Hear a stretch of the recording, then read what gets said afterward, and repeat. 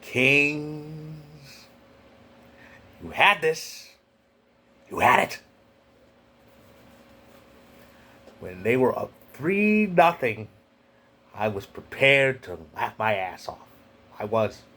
I even played my version of taps in a Twitter space to mock the Oilers. And a funny thing happened. Corpusalo decided to do his Mike Smith impression and just fuck it all up. 3 goals just like that in the second period. Bouchard scored 1 and 2 from Draisaitl. They take the lead in the third, but Kane ties it up and they go to overtime. They kill off an Edmonton power play, but they can't do anything else. Zach Hyman wins it. It's funny. It's funny because Jack Campbell had to enter the game in the second period because Skinner got mollywopped in period 1. It's funny. The Oilers fans mocked the Leafs, yet the Oilers needed 2 ex-Leafs to win that game. So instead of the Oilers being dead to rights and facing elimination, going home, they get to go home and it's a new series. It's a best of 3 now. It's 2 out of 3. And game one of that best of 3, which is actually game 5 overall, is back in Edmonton. Now, the Kings did win in Edmonton. Matter of fact, combined in this series, the Kings have won 3 games in Edmonton. So, they can do it. They can pull it off, but that's Tuesday. Elsewhere, the Islanders and the Panthers proved why both of them didn't deserve to be in the playoffs. These teams are awful. The Islanders can't score, so they resort to just becoming goons because they can't fucking find the net. Okay, they resort to goonery, and that wasn't working because Carolina actually can find the net. They found it 5 times on Ilya Sorokin, the goalie who led the league in shutouts this year with 6. They beat him like he was nothing. The Islanders are screwed. And then there's the Panthers. Ugh. You know, I've said this before. I've said it on social media. I've even said it on vocal. I'll say it again here. I'm so happy that the Panthers completely regressed. I mean, completely regressed. A 30-point drop from last year. A 30-point drop. Because remember, they won, was it 58, 59? It was 58 or 59 games. They had 122 points. They set franchise records in wins and points. But even that got a 1-series win against a Capitals team that was sputtering. And they got mollywopped by Florida's real team, the Lightning. This year, they make that trade. They drop 30 points in the standings, but make the playoffs because Pittsburgh, for some reason, couldn't beat Chicago. At home, no less. So really, Florida and the Islanders got charity playoff spots, and it shows. The Panthers are awful. They are an awful team. Matt Tkachuk is literally doing everything. The fact that he has a 30-point lead over the second place in points, over the second place player on the team in points, that's hard. That is telling. He's all by himself.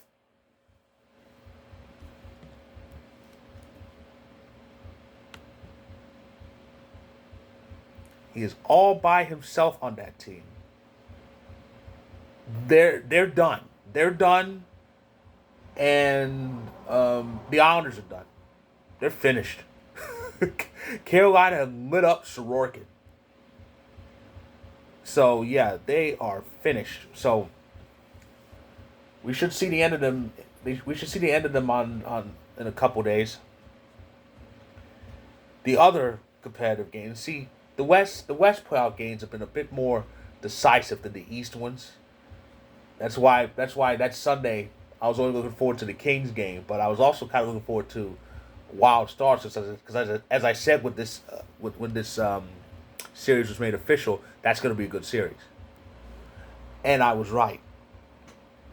Dallas and Minnesota, very close, very hotly contested, but in the end, Dallas did emerge victorious, and yeah, Dallas did emerge victorious, and they even the series too. So that's 2-2, and the Oilers series, which should have been 3-1 Kings, is now 2-2. And it's fun in the case of Minnesota and Dallas. It's fun for us because should we if we manage to hold the fort down and take down Seattle, we get to watch our two division rivals just kill each other. I hope that series goes 7 and gets more overtime, but that's down the line. That's down the line. One thing I forgot to mention last night. Oh, I got Well, I have the Panthers playoff stats here. It is a little close. I mean, Kachuk is leading. He's got 5 points in 4 games, but Brandon Montour's got 4, and Sam Bennett has 3, and but it is a little closer. But still, Panthers are terrible. Oh, and a thing I forgot to mention from regarding last night, the Devils. The Devils, I think I did mention this though. They scored 4 goals. They scored 4 goals in this whole playoffs. Chris Kreider has 5 all by himself. So they need to turn. They need to turn the scoring up. They really do. But yeah, so it was a pretty interesting day in hockey. It all started early. It started early in the day with the East games, and then it picked up with the West games. The West games they were much better. They really are. They've been much better than some of the East games. Though Toronto and Tampa hasn't. The Toronto Tampa series hasn't disappointed, but that's about the only one. Well, Devils Rangers. That's I'm gonna wait till Game 4 to make my judgment on that series as a whole. But as far as the other two, bunch of nothing. But anyway, so that's my recap of tonight's action. It was pretty good. Well, the end was the bottom two. The bottom 2 games were better than the first 2, as I said before. But here's what's in store for us tomorrow. Okay, tomorrow it's the remaining Game 4s. The remaining Game 4s. First off, and ESPN is going to be back to work because it had been Turner Networks for most of the weekend because ESPN spent the whole weekend airing the NBA playoffs. But ESPN's gonna get back in it tomorrow. Starting tomorrow, starting at 7 Eastern, 4 Pacific. Game 4, Devils Rangers. Of course, the Rangers have the 2-1 lead, but it was the Devils who took Game 3 to get back in it. That's on ESPN. At 7:30 Eastern, 4:30 Pacific. Game 4, Maple Leafs Lightning. Toronto's up 2-1. They've won games 2 and 3 after getting killed in Game 1. Game 3 was still amazing. Ryan O'Reilly ties it up with 60 seconds left, and Morgan Riley wins it from Ryan O'Reilly. Can't make this up. 9:30 Eastern, 6:30 Pacific on ESPN. Game 4, Golden Knights Jets. Vegas is up 2-1 after their double overtime win in Game 3, and we'll see how they rebound with Morrissey out, but it's going to be tough. They are still at home, but Hellbuck's going to have to work extra hard. He is. Boy. And lastly, on TBS, 10 Eastern, 7 Pacific, Game 4, Avalanche Kraken. We're up 2-1. We've won. We won games 2 and 3. Game 3 in very grand fashion. Though I think Game 4 is going to be a little bit more nail biting. I just have that feeling. I just have that feeling. It usually comes when a road team wins big.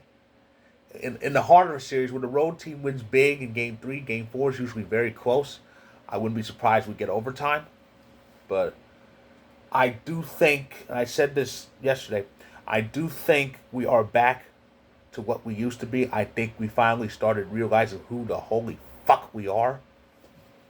And that could spell trouble for a talented Kraken team, but we need to stay on our toes. We just can't sit back. We can't do that. Because Seattle is very, very dangerous. That's tomorrow. Tuesday's when the schedule gets interesting, because that's when things kind of change. It's usually been 4 series one day and the other 4 the next day, but there's going to be some gaps here. But tomorrow features the first couple of elimination games. Actually, no, I'm wrong. It's only one elimination game on Tuesday. The elimination game is in Raleigh, Game 5, Islanders, Hurricanes. Of course, the Canes up 3-1, and they're going to try to close it out at home. Because the scenes shift back to the original home ice. But of course, and that's followed by two other pivotal Game 5s. Minnesota, Dallas, back in Dallas tomorrow. That's 2-2. And Kings and Oilers back in Edmonton. That's 2-2. So it's one elimination game tomorrow, and another elimination game Wednesday, and a potential one after that. We could potentially get 2 if we win tomorrow night. Then Wednesday is an elimination game. So yeah, so it's hard to believe, isn't it? We are 1 week through this year's Stanley Cup playoffs. It's been pretty interesting, but things are gonna start picking up in the second week, because the first round is gonna start thinning out the numbers. The 8 eliminations are gonna be handed out bit by bit. It's gonna be interesting. It's gonna be intriguing. Some series might go 7. The latest date for round 1 is May 1st, which is next Monday. So we'll see what develops in the next week of the playoffs. But yeah, so that's what's in store for us tomorrow and partially Tuesday. So that's my recap of tonight's action. If you like this video, click the like button, click subscribe if you want more. I'll be back tomorrow to recap the rest of Game 4, hopefully with some great news involving the Avalanche. So stay tuned.